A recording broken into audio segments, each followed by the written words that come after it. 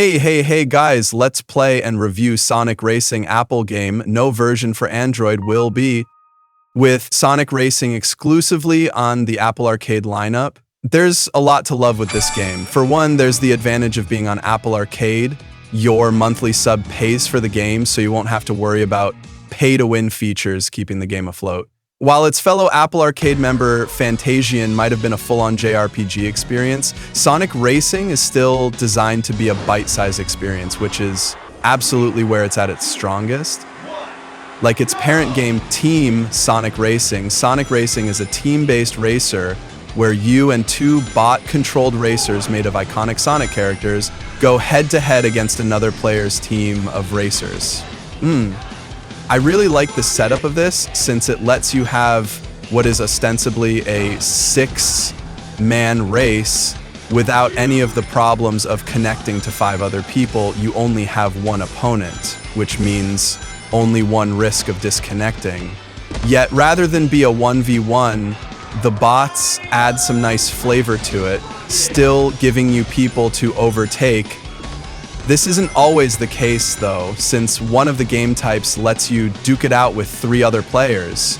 But for the most part, the game was very much built around the idea of this 1v1 plus 2 racing, and it works out that way. There's also the advantage of it being a team game. You don't have to place first to win. You get a pick of Sonic characters for your 3-man lineup, all with their own stats. If you so desired, you could totally set up your bot to win and have your character be built around collecting the game's Wisp power-ups and smiting anyone who gets too close to them.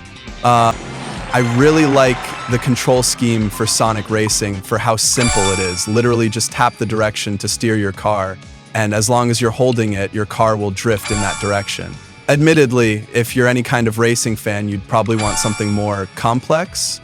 That isn't me, and I'm glad that it's a lot more simplified for this reason. That being said, the game is still quite skill-based. You want to collect rings to speed up your car, as well as hit boost pads and avoid obstacles which will slow you down. The collision on the boost pads is really generous. Just clipping the boost pad will activate it, so there's a lot of strategy to be had around hitting the boost pad efficiently to take back a lead. There's also the game's wisps, which act as items. Admittedly, I wish they were more straightforward in telling you what they did. At a glance, you couldn't tell, and you'll need to go back to the menu to confirm what each one does. Ability-wise though, they're plenty great. I'm especially a fan of the Red Eagle, which fires a missile at anyone with the audacity to overtake you. The effects of getting hit are where I'm most curious about the game design. Unlike its contemporary Mario Kart, you don't spin out for very long. Whether an intentional balancing feature or not, it makes it so wisps are more of a tool to take back the lead, not a crutch. If you don't time that missile at a time when you have the tools to overtake, it just becomes a way to let your opponent know you dislike them instead of a way to take the lead.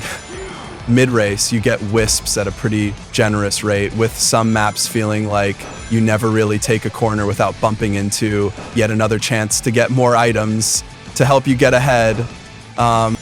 You can also get more wisps via an in-game shop where you trade in tickets won after every race to upgrade your wisps and make them more powerful. There's a part of me that's a little turned off by this since, for example, my opponent's Red Eagle might be better than mine, but ultimately I quite like the system since a lot of the game is still bound to your actual racing skill instead of some god-tier power-up.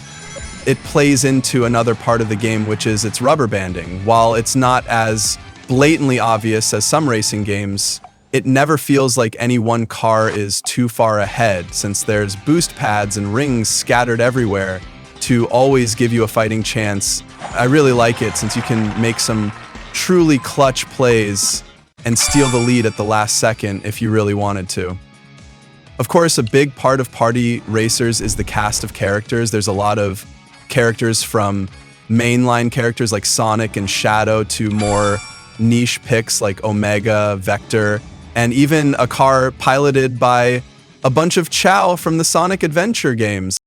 These are all unlocked by gameplay, with characters being unlocked every time you advance a league via enough wins, rather than any kind of in-game transactions. While it's definitely a net positive that they did it this way, there's certainly some downsides, since you'd have to actually win enough races to unlock the characters you want. I'm lucky enough that my favorite racer, Metal Sonic, was unlocked fairly early on, but if you wanted someone like Silver or Omega, you'd probably have to put in a fair amount of time before you unlocked them.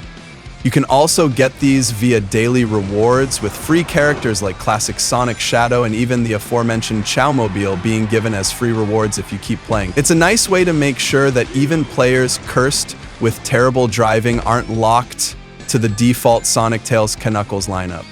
All in all, Sonic Racing is a fun pocket experience for anyone with 5 minutes to kill that's also free of a lot of typical free-to-play time wasters. Add that with the fact that the game looks really good, the bright colors look great on a good display, and you've got a fun way to kill time that's also not entirely mindless in its execution. It's also an utter delight for Sonic fans. There's some great Sonic music in here, making it really feel like a full-blown Sonic racing title, like Team Sonic Racing or All-Stars Transformed. If you've any fondness for the history of racing titles under the fastest thing alive, you'll probably love Sonic Racing. It's got some gripes for sure. If your favorite characters are deep in the niche, you won't get to play them. Sorry, Infinite fans. But the game's got enough going for it that if you're a casual Sonic fan looking to kill some time, this will probably be your top pick. But that's all what I want to say about Sonic Racing. iOS games, see you later in next episode. Subscribe. Take care.